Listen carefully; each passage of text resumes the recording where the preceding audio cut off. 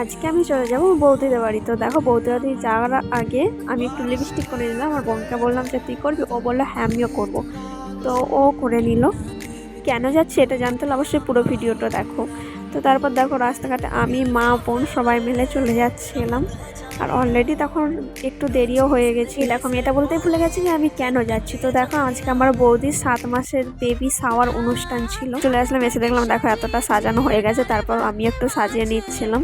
তো দেখো সাজানোর পর আমার বৌদিকে প্রচুর খিদে পেয়ে গেছিলো, তাই সেও বসে পড়লো। আর তাকে প্রথমে তার শাশুড়ি মানে আমার বড় খাইয়ে দিচ্ছিল, আর তারপর একে একে সবাই খাইয়ে দিচ্ছিল। তার অনুষ্ঠান শেষ করে আমিও বসে পড়লাম খেতে। তো দেখো প্রথমে দিয়ে দিয়েছিল ভাত, তারপর ডাল, আলু ভাজা, চচ্চড়ি, মাছের ঝাল, পটল চিংড়ি, চাটনি, তারপর দেখো পায়েস, তারপর দই, মিষ্টি, পাঁপড়। খাওয়া তো অনেক হলো। এবার চলো আমি হজমলা খেতে খেতে চলে যাই বাড়ি। আর তোমরা ভালো লাগলে অবশ্যই চ্যানেলটিকে সাবস্ক্রাইব করো। টাটা।